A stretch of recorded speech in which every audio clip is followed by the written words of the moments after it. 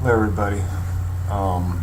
This video is just going to be really short, but in light of current events and what's been going on between Russia, Syria, and the United States, I just wanted to add a little commentary to that.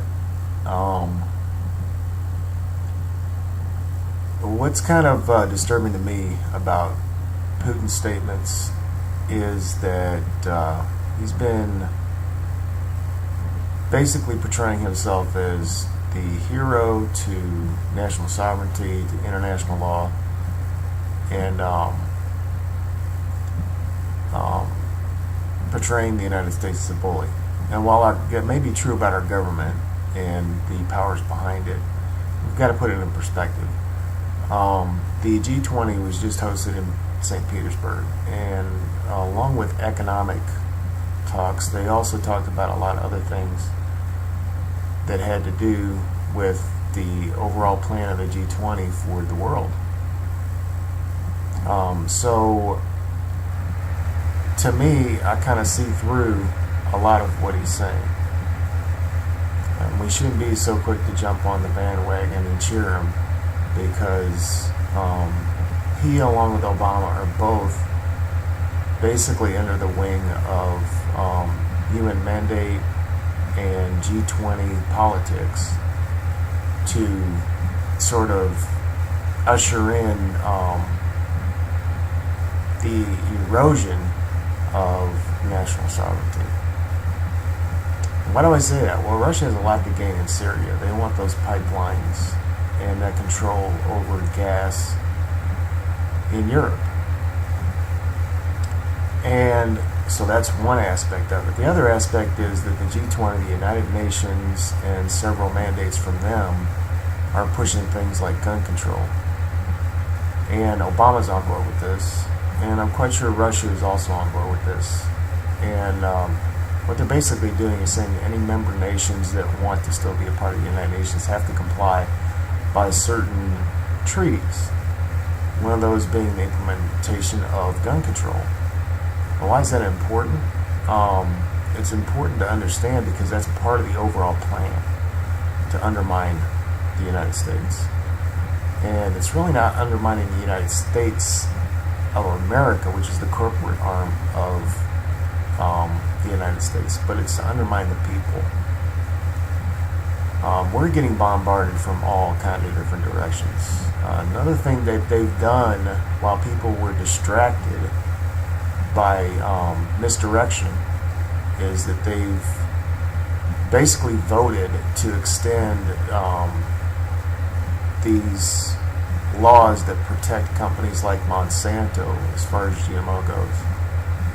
And so our right to self-determination is being eroded from every angle you could possibly imagine. Trying to make it illegal to ban GMOs. They're trying to make it illegal to protect yourself. And there's just all of these things, these plans that are being implemented through the auspices of the G20 and the United Nations that are designed to destroy independence of the individual. They're designed to weaken the sovereignty of the individual. So as far as I'm concerned, national sovereignty, while that's important, to couple that with international law is ludicrous, because we have an absence of regard for national sovereignty through the policies that can be linked directly to these puppets of the G20, and it just spells disaster. So, what do you do about it? The only thing you can do is try and work towards as much independence as you can until their attack is directly on you.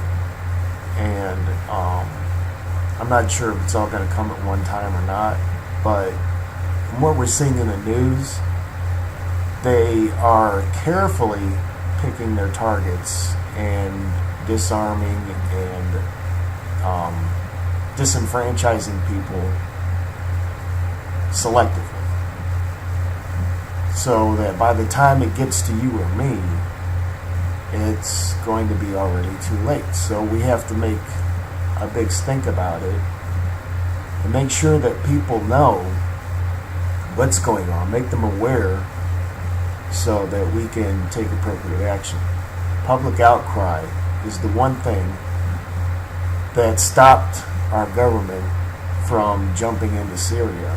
And it's the same kind of thing that is going to keep us in the game and protect us from these kleptocrats that want to steal everything away from us, our rights, our prosperity, our ability to protect ourselves and take care of ourselves. They want us all dependent. So public outcry is going to be one of the biggest things that's going to stop that, making people aware, getting a huge public voice behind exposing these dirty deals and underhanded schemes. So, that's pretty much all we can do. We can't take any real offensive that would be dangerous to anyone involved.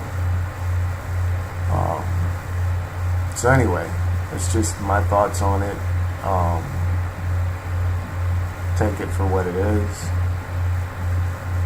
But be very careful that your public outcry is not spun in a way that deprives you of the direction you want to take the conversation, which is exactly what Putin is trying to do. He's trying to spin public outcry in a way that takes away our ability to direct the conversation and to specify why we disagree with it. He's trying to hijack it, basically. And so far he's been successful at it, because most people just don't want to look into the underlying issues. But, it's my take on it, and I hope that it helped some people see what's going on behind it, do your research, check into it. But to me, it's disturbing, and I just thought I'd kind of shed a light on it. Thanks for watching.